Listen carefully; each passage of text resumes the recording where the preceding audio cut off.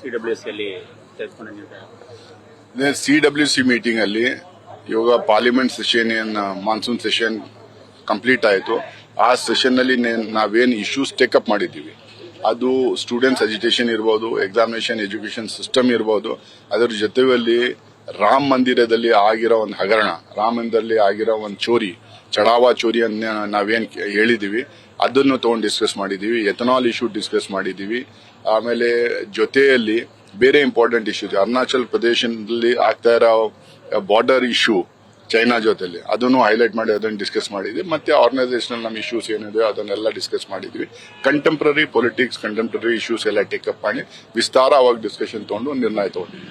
ಇತ್ತೀಚೆಗೆ ಒಂದೇ ಮಾತ್ರ ವಿಚಾರದಲ್ಲಿ ಸಾಕಷ್ಟು ಚರ್ಚೆ ಆಗ್ತದೆ. ನಮ್ಮ ಸ್ಟ್ಯಾಂಡ್ ಮೊದಲು ಕಾಂಗ್ರೆಸ್ ಪಾರ್ಟಿದು 1937 ಇಂದ ತಗೊಂಡು ಇವತ್ತವರೆಗೆ ಏನಿದೆ ಅದೇ ಸ್ಟ್ಯಾಂಡ್.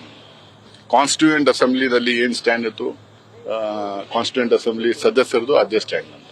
15th ಆದ ಇಶ್ಯೂ ಬಗ್ಗೆ ಏನಾದರೂ ಚರ್ಚೆ ಇಲ್ಲ, ಈ ಇಶ್ಯೂನು ನಮ್ ಕ್ಲಾರಿಟಿ ಎಲ್ಲದಲ್ಲಿ ಇರಬೇಕಲ್ಲ, ಆ ಕ್ಲಾರಿಟಿ ತಗೊಂಡು ನಮ್ಮ ಸ್ಟ್ಯಾಂಡ್ 1937 ಇಂದ ತಗೊಂಡು ಕಾನ್ಸ್ಟಿಟ್ಯೂಯೆಂಟ್ ಅಸೆಂಬ್ಲಿನಲ್ಲಿ ಚರ್ಚೆ ಆಗಿ ಏನ್ ಪಾಸ್ ಆಗಿತ್ತು ಅದನ್ನು ತಗೊಂಡು ಇಲ್ಲಿವರೆಗೆ ಒಂದೇ ಸ್ಟ್ಯಾಂಡ್. ಅಲ್ಲ, ಅದರಲ್ಲಿ ಏನು 2 ಸ್ಟ್ಯಾಂಡ್ ಅಷ್ಟೇ ಆಡೋದು? 2 ಲೈನ್ಸ್ ಅಂತ ಇದೆಯಲ್ಲ, ಅದರಲ್ಲಿ 2 ಲೈನ್ಸ್ ಇಲ್ಲ. 2 ಲೈನ್ಸ್ ಇವತ್ತು 2 ಸ್ಟ್ಯಾಂಡರ್ಡ್ಸ್ ಹಾಡಿರೋದು. ಅವಾಗ ನೀವು ಏನು ಆಡ್ಕೊಂಡ್ ಬಂದಿದ್ರೆ ಅದೇ. ನ್ಯೂಸ್ ಫಸ್ಟ್ ನಿರ್ಭೀತಿಯಿಂದ ನಿಮ್ಮ ಪರವಾಗಿ.